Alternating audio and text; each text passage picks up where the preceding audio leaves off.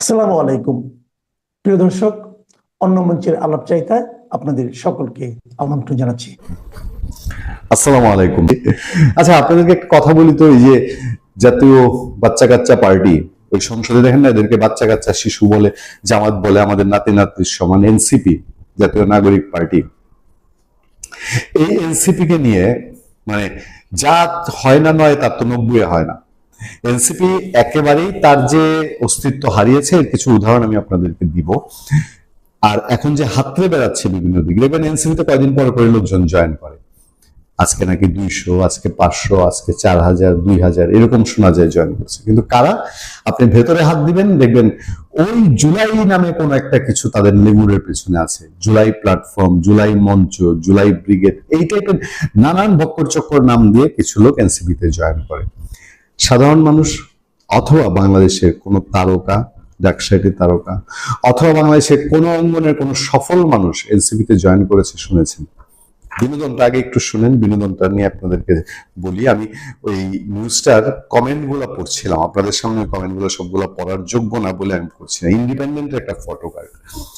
এমন দিন আসবে যেদিন এনসিপি কে ক্ষমতায় আনতে জনগণ আন্দোলন করবে। আসিফ মাহমুদ সজীব ভুঁইয়া। আপনারা যারা এই আলোচনা দেখবেন তাদেরকে আমি অনুরোধ করব, ইন্ডিপেন্ডেন্টের নিউজ সাইটে গিয়ে, তাদের যে অনলাইন নিউজ পোর্টালটা, সেই সাইডে গিয়ে এই ফটো কার্ডটার নিচের যে কমেন্ট গুলো আছে, সেই কমেন্ট গুলো আপনারা একটু পড়ে আসবেন। এবং আপনারা যথেষ্ট বিনোদনের সাথে, এই রাতে, অনেক রাতে আপনাদেরকে প্যারা দিচ্ছি, এই রাতের বেলা আপনাদের ভালো একটা বিনোদনমূলক ঘুম হবে। মন ফুরফুরা থাকলে তো ঘুম ভালো হয়। দেখেন, এই এনসিপি, একটা উদাহরণ দিই, চট্টগ্রামের মঞ্জুরুল আলম, সাবেক মেয়র। মঞ্জুরুল আলমকে দলে আনার জন্য, মানে মঞ্জুরুল আলমকে তারা এনসিপির ভবিষ্যতে মেয়র প্রার্থী করবে, আনার জন্য হাসনাত আব্দুল্লাহ তার বাড়িতে গেছে। নাহিদ ইসলামরা বাক্স পেট্রা নিয়ে গিয়ে চট্টগ্রামে হাজির হয়েছিল মঞ্জুরুল আলমের বাড়িতে যাওয়ার জন্য। মঞ্জুরুল আলম চট করে মোটামুটি তার বাড়ি ছেড়ে ভাগছে। কারণটা কি জানেন? কারণটা হলো, মঞ্জুরুল আলমের যারা শুভারন্তই, তারা তাকে বুঝাইছে যে এই এনসিপি জামাতের সাথে নির্বাচন করছে। এখন জামাতের সাথে নির্বাচন করার কারণে এখন মঞ্জুরুল আলম যদি এনসিপি থেকে নির্বাচন করে, মানুষের মধ্যে একটা নেগেটিভ ধারণা হবে যে মঞ্জুরুল আলমও জামাতের দিকে হেলে পড়েছে কিনা। সেই ক্ষেত্রে সনাতন ধর্মাবলম্বী এবং আওয়ামী লীগের চট্টগ্রামে যে ভোটাররা আছে, তারা মঞ্জুরুল আলমকে ভোট দিবে না। এই যে হিসাবটা, এই হিসাবটা আগামী 50 বছরের জন্য বাংলাদেশে পাক্কা হয়ে গেছে না? মানে বাংলাদেশে তো এন্টি জামাতও, যেমন এন্টি আওয়ামী লীগ ফোর্স আছে, এন্টি জামাত ফোর্সও আছে। যে বাংলাদেশের 99% মুসলমানের ম্যাক্সিমামই ধর্ম নিয়ে ব্যবসা, ধর্ম নিয়ে রাজনীতি পছন্দ করে না। সেই মানুষগুলো যখন ভোট দিতে যাবে, তখন এনসিপি কে ভোট দিতে গেলেই মাথায় বাজবে, ওই যে সংসদে বসে থাকে, দেখবেন ওখানে এনসিপি জামাত আলাদা করা মুশকিল। এই জামাতের ভেতরেই যা টুপি জুব্বা পরা যারা আছে, একই রকম দেখবে, এরকম তারা মিলেমিশে একাকার হয়ে গেছে জামাতের সাথে। ফলে তাদেরকে মানুষ আলাদা করে দেখার আর কোনো সুযোগ তারা নিজেরাই রাখেনি। আর এই যে এমন দিন আসবে যেদিন এনসিপি কে ক্ষমতায় আনতে জনগণ আন্দোলন করবে, আসিফ মাহমুদ সজীব ভুঁইয়ার বক্তব্য দেখেন। ওই যে আবার বললাম, যার হয় না নয় তার 90। নেপালে জেএনজিরা আন্দোলন করলো, আন্দোলন করে তারা ওই আসিফ মাহমুদ সজীব ভুঁইয়ার মতন নীলা মার্কেটে হাঁসের মাংস না পায়া ওয়েস্টিনে গিয়া নাস্তা করে না, তাদের বেশভূষা চেঞ্জ হয়ে যায় না, তাদের কারি অর্থের হিসাব বিশ্বের বিভিন্ন জায়গা থেকে আসে না, তাদের গাড়ি বদলায় না, তাদের বউ আসে না, তাদের বাড়ি আসে না। তারা নেপালে জেএনজিরা সেভাবেই চলেছে। ক্ষমতা পরিবর্তনের দল গঠনের মাত্র 6 মাসের মধ্যে নির্বাচনে নেপালের জেএনজিরা ক্ষমতায় চলে আসছে। আর বাংলাদেশের এই জেএনজি নামে এরা যা করেছে, তাতে করে এখন শুধু ধুপ ধুপ করে আলোটাই কেবল জ্বলছে। ফলে বাংলাদেশের মানুষ আন্দোলন করবে এনসিপি ক্ষমতায় আনার জন্য। ওই যে বলি না, ফ্রিডম পার্টি এরকমই ছিল। এই সময় যে এখনো কিছু মিডিয়া তাদের পেছনে দৌড়ায়, খুব বেশি দিন বাকি নেই। বিএনপি যখন তার সুদৃষ্টিটা সরিয়ে নিবে, এনসিপির পিছনে মিডিয়াও হয়তো আর দৌড়াবে না। বাংলাদেশে এই মুহূর্তে সবচাইতে আলোচিত বিষয় এবং সমালোচিত বিষয় হচ্ছে অনুপ্রবেশকারীদের ভারত নাকি বাংলাদেশে পাঠিয়ে দেবে। এটা নিয়ে আলোচনা হচ্ছে। আমরা দেখেছি যে পশ্চিমবঙ্গে ভূমিধস বিজয়ের পর মুখ্যমন্ত্রী শুভেন্দু অধিকারী শপথ নেওয়ার আগেই বাংলাদেশ এবং বাংলাদেশের জনগণ, মৌলবাদী জঙ্গি গোষ্ঠী এবং সরকার আগেই বলা শুরু করেছে যে পুশ ইন করলে সেটাকে তারা ভিন্নভাবে দেখবে। কেন ভাই? আপনার কি সমস্যা? দিল্লি যদি তার দেশের অনুপ্রবেশকারীদের তাদের দেশ ছেড়ে দিতে বলে, তাদের দেশ থেকে বের করে দেয়, আপনার কি সমস্যা? আমার বাড়িতে মেহমান বলেন আর জোর করে থাকা বলেন, আমি তাদের বললাম তোমরা চলে যাও, আপনার সমস্যা কি? আমার বাড়ি থেকে আমি বের করে দিব, আপনার জলে কেন? যারা নিজেরা নিজের মায়ের পেটের ভাইরে এক রাত বাসায় জায়গা দেয় না, ঢাকা শহরে নিজের বোনেরে এক রাত থাকতে দেয় না, যারা নিজের ভাইস্তা ভাগিনাকে ঢাকা শহরে এক রাত থাকতে দেয় না, গেটের দরজা খুলে না, থাকতে দেয় অত দূরের কথা, অনেক আত্মীয় স্বজন ঢাকা শহরে রয়েছেন, তারা নিজেদের ভাই ভাতিজা মানে আঙ্গুল ফুলে কলা গাছ হয়ে গেছে, ফ্ল্যাটের মালিক বনে গেছে, 2 নাম্বারি সরকারি চাকরি করে, অথবা বাটপারি করে, আদম ব্যাপারী গিরি করে, অথবা রাজনীতি করে, অথবা কোনো না কোনো 2 নাম্বারি ভাবে অনেক টাকা কামিয়ে ফেলেছে। এখন গুলশান, বনানী, ধানমন্ডি বা উত্তরায় তারা ফ্ল্যাট কিনেছে বা বাড়ি করেছে। নিজের মায়ের পেটের বাইরেই তো ঢুকতে দেয় না, ভাতিজা তো পরের কথা, নিজের মায়ের পেটের বোনের যাইতে দেয় না। আমি অনেক এমন অন্তত 50টা পরিবারকে চিনি যারা নিজের ভাই বোনকে যেতে দেয় না। অন্তত 100 পরিবারকে চিনি যারা নিজের ভাই ভাতিজা ভাগিনাকে বাসায় যেতে দেয় না। তারা আবার নাকি মাঝে মাঝে পার্টি করে 1 লাখ টাকায় খরচ করে ফেলে, কিন্তু ভাগনা ভাতিজাতে যাইতে দেয় না। আমি নিজে চিনি এরকম 100 পরিবার। আর 2-4টা পরিবার এরকম চিনি যারা মা বাপকে থাকতে দেয় না নিজের ফ্ল্যাটে, অবশ্য শ্বশুর বাড়িকে জায়গা দেয়, শ্বশুর বাড়ির লোকজন দেয় না। আমি নিজের চোখে দেখেছি, আমি নিজের চোখে দেখেছি এরকম।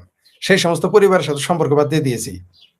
তাহলে আপনি ভারত তার অবৈধ অনুপ্রবেশকারী, তারপর সেই অনুপ্রবেশকারীগুলো যদি তার ভারতের জন্য কল্যাণ বয়ে আনতো অথবা ভারতের জন্য বিপজ্জনক না হতো, একটা কথা ছিল, তারা হচ্ছে সেই অনুপ্রবেশকারী। অর্থাৎ আপনার বাড়িতে একজন কর্মদক্ষ লোক এসেছে, মনে করেন আপনার বাড়িতে একটা মানুষ এসেছে যে ভালো রান্না করতে পারে, আপনি তাকে চিনেন না।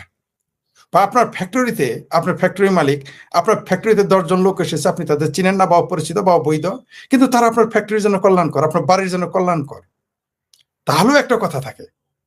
কিন্তু আপনার বাড়িতে যারা এসেছে তারা আপনারই খাবে, আপনারই পরবে, আবার আপনার বাড়িতে আগুন লাগিয়ে দিবে, আপনি তাকে রাখবেন না। তো ভারত হচ্ছে এই মুহূর্তে পৃথিবীর সবচেয়ে বেশি অবৈধ অনুপ্রবেশকারীদের স্থান। আমার সাথে ইরানের, আফগানিস্তানের, পাকিস্তানের অনুপ্রবেশকারীদের দেখা হয়েছিল ভারতে, অনেকের সাথে আমার দেখা হয়েছিল। আর বাংলাদেশের তো হিসাবই নেই, গিজ করে। আমি বারবার আপনাদের বলেছি, সারা পৃথিবীতে মানে মধ্যপ্রাচ্যে যতগুলো বাংলাদেশি সেখানে চাকরি করতে গেছে, তার চাইতে বেশি এই মুহূর্তে কোনো অংশে কম নয় যেটা ভারতে আছে। বিভিন্ন রাজ্যে, ভারতের 29টি রাজ্যে তারা বসে আছে আর বলে যে ভারতে মুসলমান থাকতে দেয় না, অবৈধভাবে মিনিমাম 50 লাখ। এটা আমি বহু আগের হিসাব বললাম। দিল্লি বলেন, গুজরাট বলেন, আসাম বলেন, কলকাতা বলেন, ইভেন কাশ্মীর, গুজরাতে আমাদের জামালপুরের লোক অবৈধভাবে থাকে। Can you imagine? আমার জামালপুর ডিস্ট্রিক্টের লোক গুজরাতে বসবাস করতেছে অবৈধভাবে, এখনো কোনো চিন্তা নাই তার, যাতে কিছু হচ্ছে কোনো চিন্তাই নাই তার, অবৈধভাবে থাকে। সাউথের কথা বাদ দিলাম, আপনার আগে দেখেন নাই যে একটা বাংলাদেশি মেয়েকে কিভাবে তারা যৌন নির্যাতন করেছিল, তাদেরকে ধরে আনা হয়েছে? ভুলে গেছেন? সবগুলো বাংলাদেশি ছিল। দেওবন্দ মাদ্রাসা যদি আপনি সার্চ করেন, দেওবন্দ মাদ্রাসার আশেপাশে 5,000 বাংলাদেশি অবৈধ আপনি পাবেন, সমূল্লা, সবগুলো পেয়ারা পাকিস্তানি। যদি পেয়ারা হিন্দুস্তানি হইতো তাও 2খান কথা ছিল। যদি বললাম তো যে আপনার বাড়িতে থাকলে যদি আপনার ঘরটা দেখে রাখে, আপনাদের বাচ্চাদের দেখে রাখে, আপনার ফুল গাছে একটু পানি দেয়, আপনার গরুটা একটু রাখে, তাইলে কিন্তু সে আপনার জন্য বিপজ্জনক না।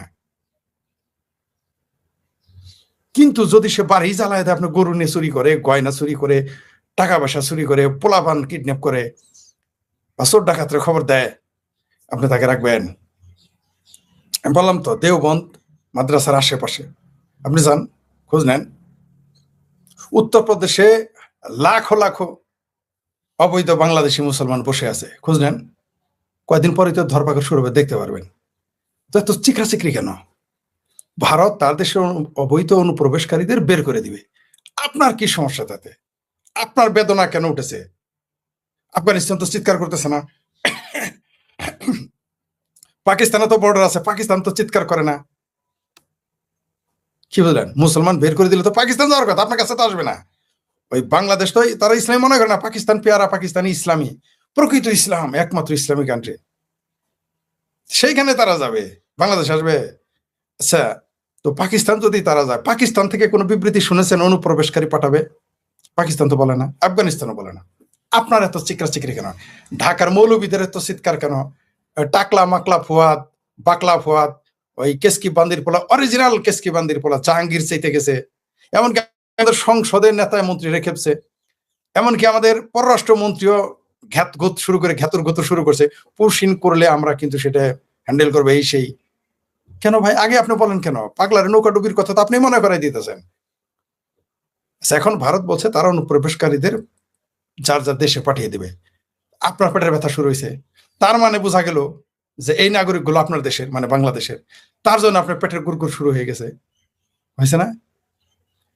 এই দেশে রিকশালা, মৌলবিল্লাহর ভাবির পোলারা, যারা কেসকিবান্দির পোলা, যারা নিজের এলাকায় মেম্বার হইতে পারবে না, যারা এলাকায় গিয়ে একটা থাপড়া দিলে আরেকটা থাপড়া ফিরাইতে পারবে না, তারা ভারত দখলের স্বপ্ন দেখে প্রকাশ্য ঘোষণা করে ভারত দখল করবে, পৃথিবী থেকে মানচিত্র থেকে ভারত মিশিয়ে দিবে।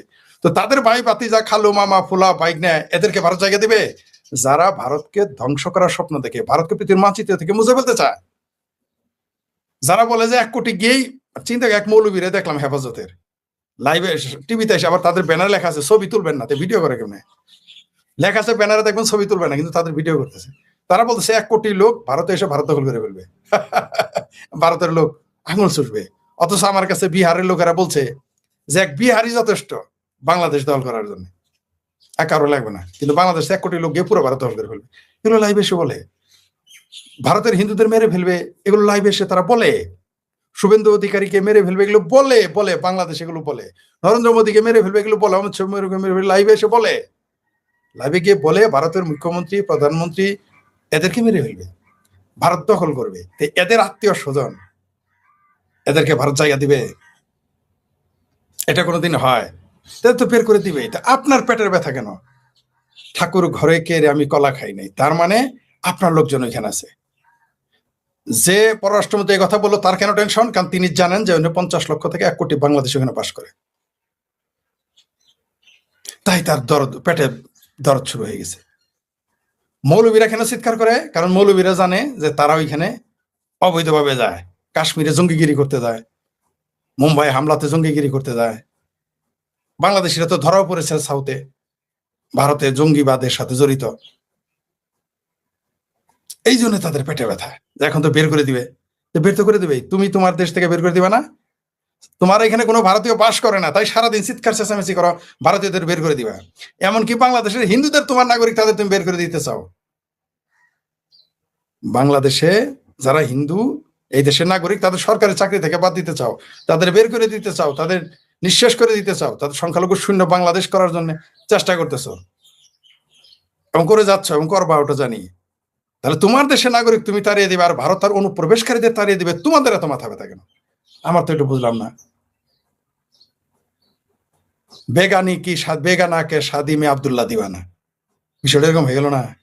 ভারত তার সব বের করে দিবে, তোমার সমস্যা কি? ভারত আফগান মুসলমানদের বের করে দিবে, পাকিস্তানি মুসলমান বের করে দিবে, বাংলাদেশি অবৈধ মুসলমান বের করে দিবে, তোমার সমস্যা কি? তুমি জায়গা দিবা বাংলাদেশে? রোহিঙ্গাদের সারা দেশে ঘুরতে দাও, রাখছো কেন? ক্যাম্পের মধ্যে রাখছো কেন? রোহিঙ্গাদের ছেড়ে দাও।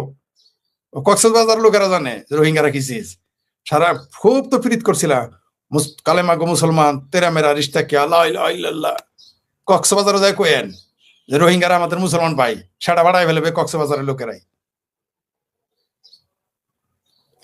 তো বাংলাদেশের যারা মুসলমান, এদের তো কেউ দাওয়াত দিয়ে নিয়ে জানে। পাকিস্তান যেমন আফগানিস্তানের জনগণকে তালেবানদের নিয়ে জঙ্গি বানাইছে, দাওয়াত দিয়ে নিয়ে গেছে, ট্রেনিং দিছে, ওরা তো ডেকে আনছিল। এই যে আফগানিস্তানের 30 লক্ষ মানুষকে যে বের করে দিল পাকিস্তান থেকে, ঘেঁটি ধরে বের করে দিল আফগানিস্তানে, তখন বাংলাদেশের এই জেহাদি, মৌলবী, রিকশালা, ইনকালাব, ফিনকালাব পত্রিকা, ইনকালাব মঞ্চ, ধনকালাব মঞ্চ, পনকালাব মঞ্চ, হাদি মঞ্চ, এগুলো কোথায়? বললাম না আর ওইটা কি? ওইটার বদলে এইটা বুঝে নেন কি বলছে, বুঝে নেন। হাদির জায়গায় ওই শব্দ বুঝে নেন, যেটা আমি বলতে চাইতেছি, বা আপনারা যেটা বুঝে নিচ্ছেন ওইটাই। তো এই হাদি মঞ্চ, তাদের তখন তো এদের কথা বলতে শুনি নাই। তখন জামাতের আমির কোথায় ছিল? উদ্বিগ্নতা তো দেখায় নাই।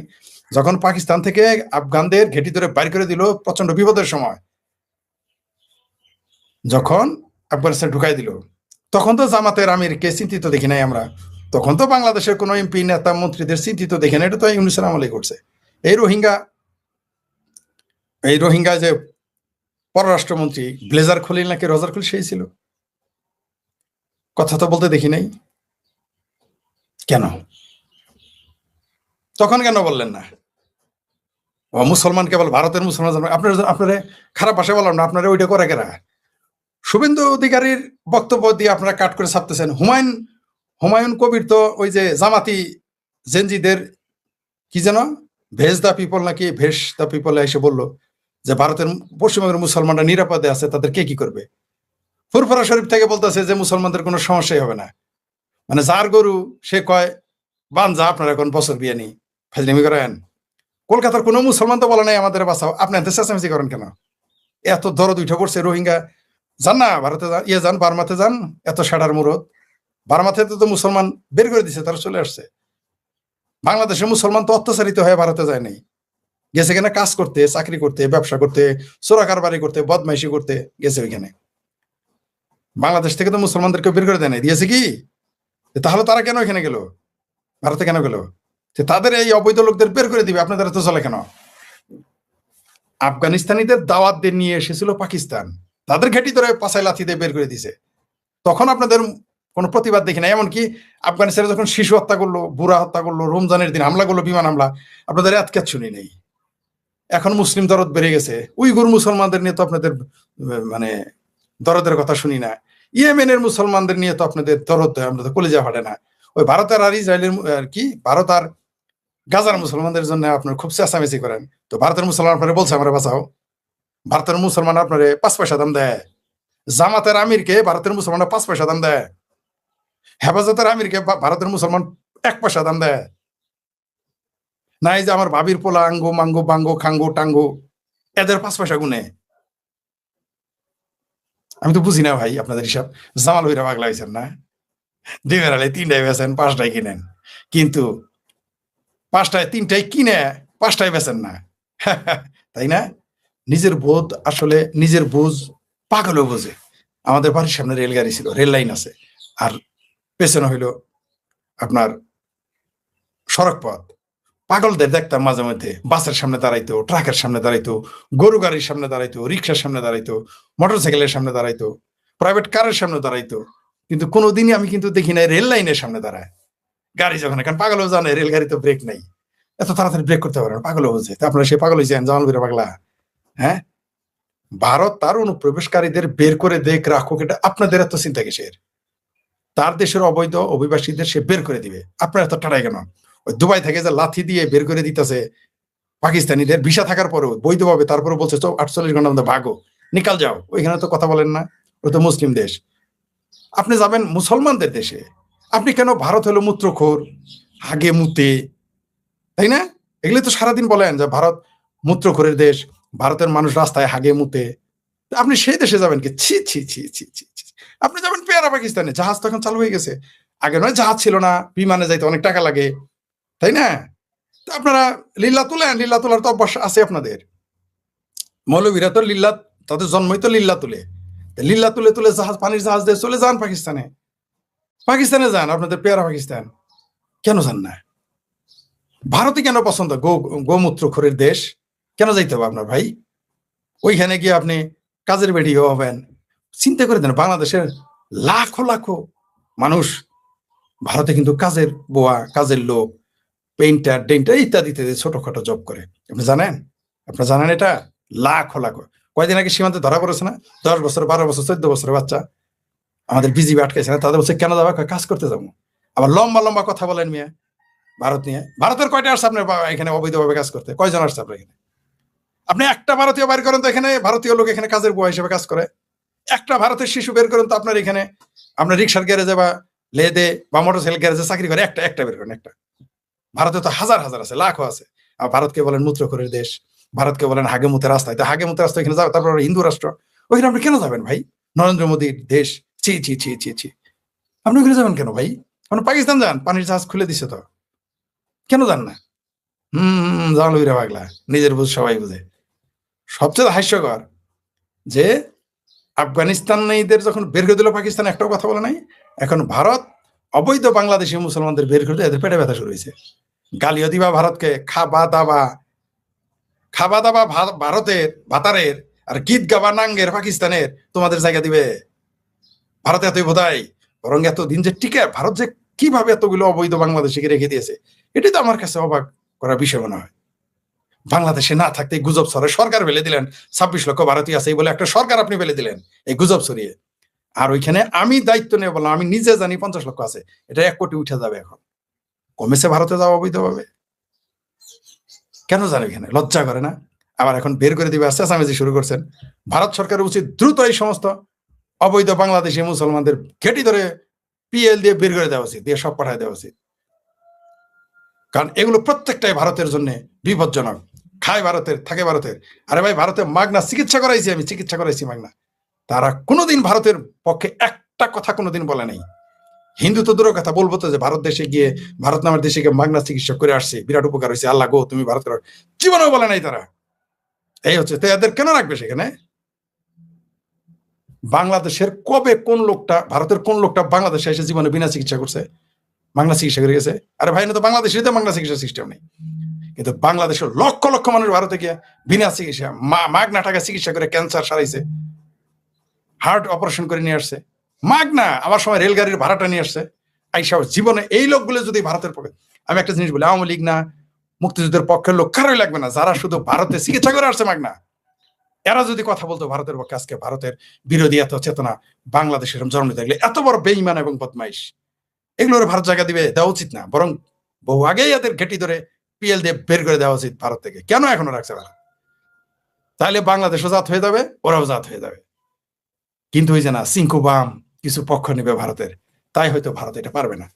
তো আমি দোয়া করতেছি যে, জামাতের এক নেতা বলছে না যে, আমি দোয়া করতেছি যে ভারত বাংলাদেশের যুদ্ধ করুক, আমিও দোয়া করতেছি ভারত তাড়াতাড়ি পাঠাই দেয়, তাহলে দুধ কা দুধ পানি কা পানি হয়েছে। তার সীমান্ত সিল করে দেখ, যেটা বলতেছে চোরা কারবারি করে খাবা ভারতেরটা, আর ভারতের গালি দিবা, ভারতের ভারতের সাথে চোরা কারবারি করে কামাই করে খাইয়া সেই টাকা মসজিদের মৌলবীরে দিয়া, সেই টাকাতে ওয়াজ করে ভারতের বিরুদ্ধে করবা। হ্যাঁ, এই যে টাইট হয়ে যাবে এবার। দেখো, আমি তো ভারতের নেতৃবৃন্দদের কাছে দাবি করবো, আমি পরামর্শ তাড়াতাড়ি বের করে দিন। তাই বলে আবার, আর অবশ্যই ভারতের যারা নাগরিক তাদের বের করে দিবেন কেন? ওই সুযোগও নাই, কারণ ভারতে ওই আইন নাই। কারণ সে সুপ্রিম কোর্টে গেলে আপনি তাকে বের করতে পারবেন না। আপনি এই অবৈধদের বের করে দেন, একটাকেও রাখবেন না, তাহলে দুধ কা দুধ পানি কা পানি হয়ে যাবে। আর ভারতকে বলবো, বাংলাদেশের মানুষ যে ভারতে গিয়ে বিনা চিকিৎসা করে, বিনা টাকায় চিকিৎসা করে, এগুলো বন্ধ করে দেন, এগুলো বন্ধ করে দেন, তাহলে জাত হয়ে যাবে। সীমান্ত চোরা চালান বন্ধ থাকেন। 1.5 কোটি মানুষকে কিভাবে বাংলাদেশ সরকার পালে পরে বোঝা যাবে, যে এই এনজিও গ্রাম সরকার, তারপরে দেখা যাবে গীত গা ভাত খাও ভাতারের মানে ভারতের, আর গীত গাও পাকিস্তানের, সোজা হয়ে যাবে। নমস্কার, আমি তরুণ ঘোষ। 2024 থেকে 2026 এই মাত্র 2 বছরে একটা মানে পলিটিক্যাল দল, রাইট উইং, যারা সেকুলারিজমে যে রাজ্যটা বিশ্বাস করত, ওয়েস্ট বেঙ্গল, সেখানে গেরুয়া ঝড় তুলে দিল কি করে? মাত্র 2 বছরের ব্যবধানে, 24, 25 এবং 26-এর শুরু, বলা যায় 2 বছর। কারণ ওপাশে যদি মোহাম্মদ ইউনূসের আশা আপনি দেখেন, জুলাই আন্দোলন যদি দেখেন, তাহলে পরে 2 বছরই ধরা যায়। একটা ভারতবর্ষ ছিল একটা সেকুলার রাষ্ট্র, বিশেষ করে পশ্চিমবঙ্গ। তাদের সঙ্গে বাংলাদেশের যে সম্পর্ক ছিল, সেটা একটা অটুট বন্ধন ছিল। তার মধ্যে ভালোবাসা ছিল, প্রেম ছিল, প্রীতি ছিল, সেগুলো সমস্ত ধীরে ধীরে নষ্ট হলো এবং 2 বছরের মধ্যে বিজেপি পুরো গেরুয়া ঝড় তুলে পশ্চিমবঙ্গ দখল করে নিল। কেন? আপনারা কখনো বিচার বিশ্লেষণ করেছেন কেন?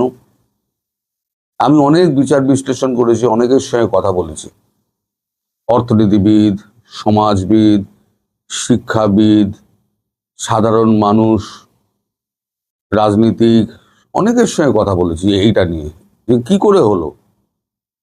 সকলের বক্তব্য যদি এক জায়গায় আপনি নিয়ে আসেন তাহলে ব্যাপারটা হয় এটা যে বাংলাদেশের জন্যই কিন্তু আজকে বাংলাদেশের এই অবস্থা।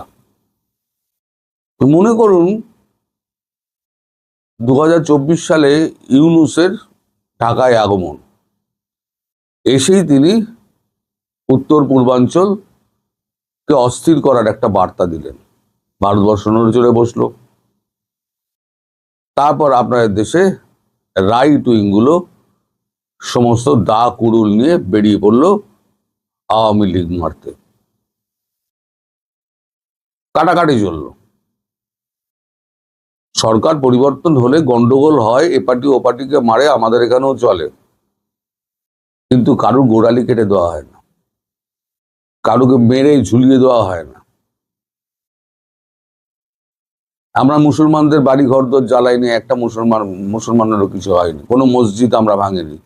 আপনারা মন্দির ভেঙেছেন, আপনারা হিন্দু নারীদের নির্যাতন করেছেন, স্বামীর সামনে স্ত্রীকে ধর্ষণ করেছেন, সন্তানের সামনে তার মাকে ধর্ষণ করেছেন, তাদেরকে ধর্ষণ করে পুকুরে ফেলে দিয়েছেন, ডোবায় ফেলে দিয়েছেন, নাবালিকা মেয়েগুলোকে বাড়ি থেকে তুলে নিয়ে গিয়েছেন, টাকা না দিলে মেয়ে পাবে না, তারপরে তাকে ধর্ষণ করে গলা টিপে মেরে তার বাড়ির সামনে ফেলে এসছেন। এগুলো তো আপনারা করেছেন। তারপরে হচ্ছে আস্ফালন, এই সার্জিস আলম থেকে এই সার্জিস আলম থেকে নাহিদ ইসলাম পর্যন্ত তাদের যে আস্ফালন এবং ভারত দখলের জন্য প্রাক্তন সেনাবাহিনীর অফিসারদের সেই যে পদযাত্রা, খুঁড়োতে খুঁড়োতে আমাদের দেহে এখনো বল আছে, আমরা 4 দিনে কলকাতা দখল করে নেব। ভারত কিন্তু ধীরে ধীরে বুঝলো যে এই বাংলাদেশ আর সেই বাংলাদেশ নেই। আর ভারতবর্ষ বা পশ্চিমবঙ্গের মানুষও বুঝলো যে এতদিন আমরা যাদেরকে ভালোবাসতাম, বুকে টেনে নিতাম, তাদের প্রকৃত চরিত্র কিন্তু অনেকটাই পাল্টেছে। তাদের মধ্যে একটা মৌলবাদ লুকিয়েছিল যেটা বেরিয়ে পড়েছে। কিছু মানুষ মুখোশ পরে থাকে না, সব মানুষ নয়, এই যারা এগুলো করেছে, এই যে মুখোশ পরা মানুষগুলো, এই তারা দাঁত নখ বের করে একেবারে সমাজকে ছিন্ন ভিন্ন করতে শুরু করলো।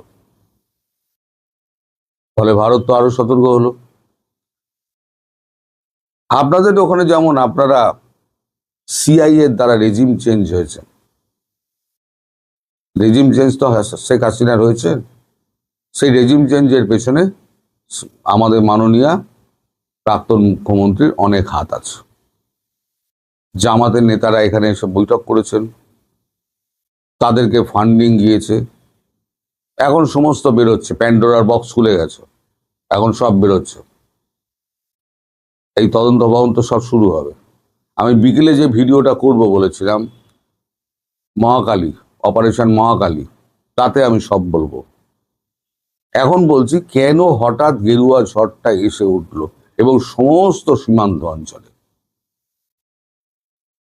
এর পেছনে 2024 থেকে মমতা ব্যানার্জির সিংহাসন তখ্ত পালটের জন্য এখানে একটা ইন্টারনাল রেজিম চেঞ্জ হয়েছে। কিভাবে হয়েছে? সংঘ পরিবার গত 2 বছর ধরে নিরলসভাবে সারা পশ্চিমবঙ্গে প্রত্যেকটি ঘরে ঘরে গিয়ে হিন্দুদের বুঝিয়েছে আমরা যদি এখন একত্র না হই তাহলে একদিন ওপারের লোক এসে, কারণ ক্ষমতায় যিনি বসে আছেন তিনি ওপারের লোক ঢুকিয়ে দেবেন, তারা ওপারের লোক এসে আমাদেরকে কেটে কুচি কুচি করে দেবে, আমাদের 46-এর দাঙ্গার মতো, দ্য গ্রেট ক্যালকাটা কিলিংস হয়েছিল তো সরাবর্দের নির্দেশে, শয়ে শয়ে হিন্দু মারা